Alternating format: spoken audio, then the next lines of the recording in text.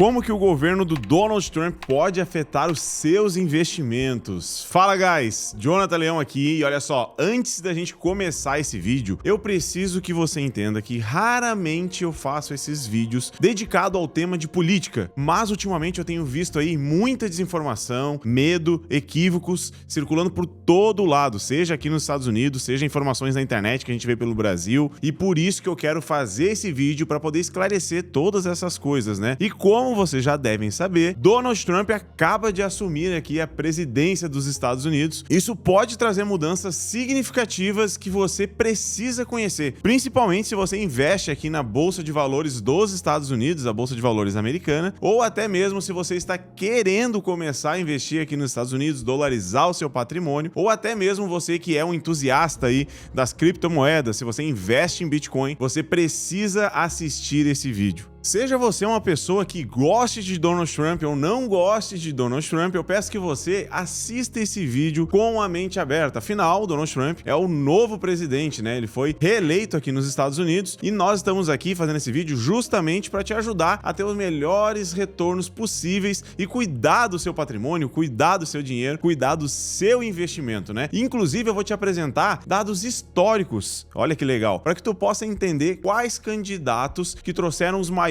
retornos no mercado financeiro e o que isso significa para os próximos anos. Além disso, eu quero te dar também algumas dicas de tendências desse mercado para que tu possa aproveitar aí e saber aonde investir certo o seu dinheiro. E se você gosta de vídeo como esse, olha só, não se esquece de deixar o seu like e se inscrever aqui no canal. Isso leva pouquíssimos segundos e é de graça. Então, olha só, como agradecimento, eu vou tentar responder, inclusive, o máximo de comentários possíveis. E agora sim, recado dado, vamos pro vídeo. Mas afinal, Jonathan, qual partido que gera mais retorno no mercado de ações? Para responder essa pergunta, primeiro a gente precisa compreender o que aconteceu com o passado para que a gente possa aprender com ele. E para isso vai aqui alguns dados históricos. Eu não sei se você sabe, talvez não, mas desde 1957, presidentes republicanos é como se fosse mais à direita nossa do Brasil, eles apresentaram retornos médios ligeiramente mais altos, cerca de 10,2%, em comparação, por exemplo, com os democratas, 9,3%. Os democratas é como se fosse a esquerda nossa do Brasil, mas aqui nos Estados Unidos, os dois são mais à direita, tanto democratas quanto republicanos. Só que os democratas, eles têm muito mais ações socialistas, então isso é considerado a esquerda aqui nos Estados Unidos. Porém, essa diferença, ela não é estatisticamente significativa quando nós analisamos outros fatores econômicos, e aí vem uma grande observação. O maior impacto no mercado de ações, ele vem do equilíbrio de poder no Congresso. Olha só que importante. E não apenas do presidente, porque muitas pessoas pensam, entrou um presidente, saiu o presidente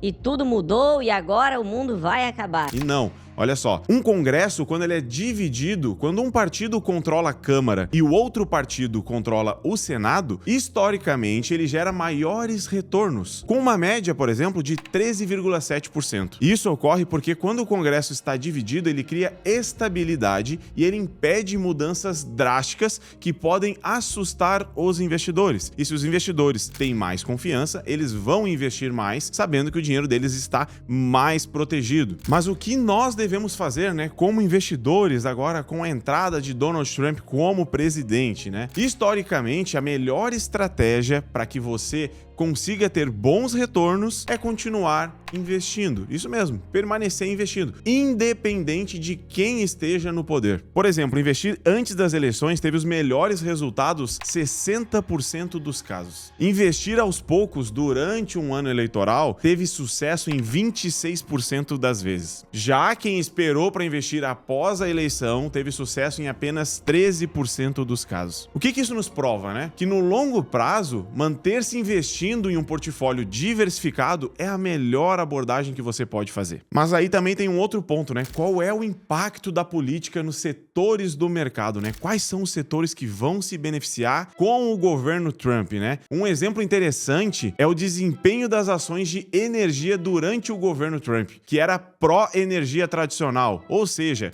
gás natural, ele investia em petróleo, ele sempre acreditou muito no pró-energia tradicional, né? E as ações da energia limpa nessa época, quando ele estava como presidente, só pra gente ter uma noção, superaram as tradicionais em 43% ao ano. Já no governo Biden, que é o contrário do Donald Trump, né, que ele favorecia energia limpa, ocorreu o oposto. A energia tradicional teve um desempenho 53% melhor. Isso nos mostra claramente que não há uma correlação direta entre as políticas do governo e setores específicos de mercado. O estado geral da economia é o que realmente importa. Mas claro que existe uma grande expectativa em alguns setores, né? Mas principalmente, né, uma grande visão que o mercado como um todo aqui está observando de perto, são as famosas small caps. E assiste esse vídeo até o final, porque eu também vou te falar um dos setores menos favorecidos, e aí tu vai poder também entender das estratégias e estar mais preparados aí frente ao que pode acontecer, né? E o que são essas small caps, Jonathan? Essas small caps são empresas com baixa capitalização de mercado, geralmente abaixo de 2 bilhões. Jonathan, mas 2 bilhões ainda assim tá abaixo do mercado? Como assim 2 bilhões? Sim, a bolsa americana, diferentemente da do Brasil,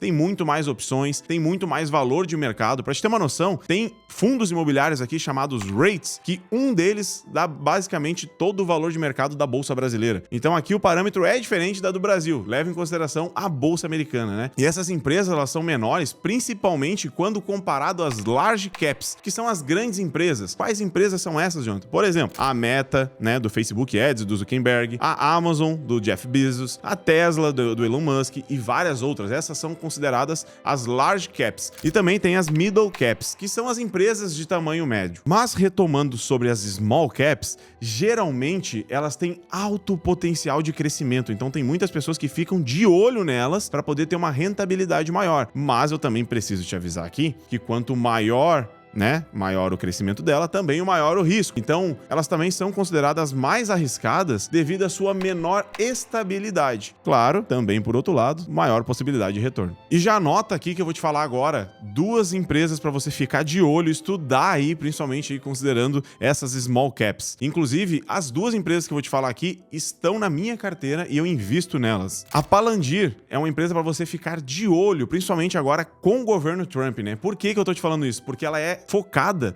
no combate ao crime e, olha só, apoio ao Ocidente. Como assim? De acordo com a própria companhia, a tecnologia dela, ela é ideal para poder rastrear terroristas. Algo que contribui, né, para o rumor que ela estaria envolvida nas buscas por Osama Bin Laden. Agora, olha a importância da informação, né? Cabe ressaltar também que o objetivo da Palantir, como eu falei, é apoiar o Ocidente. Portanto, a empresa não faz negócios com países adversários dos Estados Unidos e aliados, como China e Rússia. E boa parte da receita da Palantir vem através do próprio Estados Unidos, ou seja, do governo. Então, é uma empresa aí para que você possa estudar e ficar de olho acompanhando os movimentos. Ela teve uma valorização incrível, ela deu um salto gigante e tem a tendência aí de continuar subindo aí com o governo Trump. Outra empresa para você ficar de olho também é a Counter-Strike, né? Uma empresa de cibersegurança. Ela também vem avançando e evoluindo e crescendo ao longo dos anos. E existem várias outras, né, small caps de diversos setores para que você possa estudar. Existe small caps no setor de energia, existe small caps no setor de tecnologia, que é agora um setor que está em alta, inclusive. E existem várias outras small caps, inclusive. Comenta aqui embaixo se você gostaria que eu trouxesse um vídeo aqui para o YouTube, te mostrando aí os potenciais, né, quais que tem mais potenciais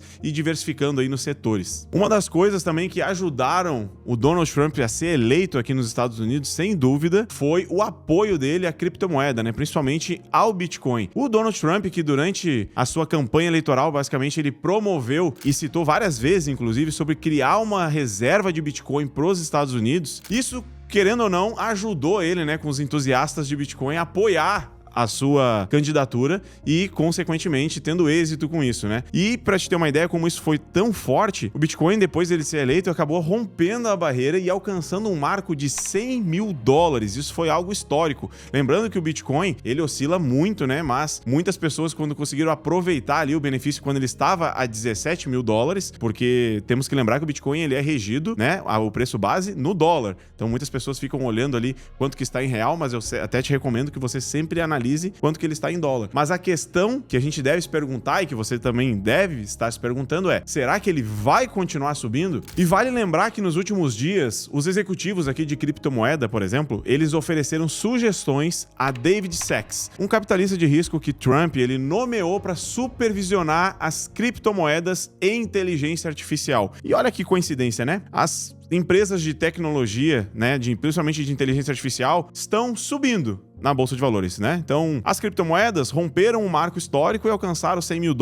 E aí ele colocou uma pessoa especialista nisso, entusiasta dessas duas coisas. Isso nos mostra alguma coisa, né? O cenário, ele é otimista, né? E alguns especialistas, inclusive, dizem que o Bitcoin pode chegar a um marco de $1 milhão, principalmente se Donald Trump cumprir com a sua promessa, e aí que nós vamos ver agora se as promessas de campanha realmente vão pra frente, né? Mas a promessa de criar a reserva de valor dos Estados Unidos em Bitcoin. Porque se isso acontecer, o movimento natural é o quê? Se os Estados Unidos, um país de primeiro mundo, né, o maior país do mundo, começar a criar uma reserva de emergência, o que será que os países menores vão começar a fazer? Também vão começar a criar sua reserva, né, assim como outros países pequenos já começaram a fazer, só que isso vai ser em larga escala. E o Bitcoin, por ser algo limitado, existe uma lei natural aí, né, da oferta e demanda, ou seja, não vai ter mais tantos disponíveis e o preço vai começar a disparar, e aí sim temos a possibilidade de talvez um dia chegar a $1 milhão o Bitcoin. Para isso, a melhor forma de você se proteger é diversificando seus investimentos. Nunca coloque todos os ovos na mesma cesta. Então, continue investindo normalmente, continue fazendo seus aportes mês a mês, e isso vai te proteger. Continue estudando, assim como você está fazendo aqui nesse vídeo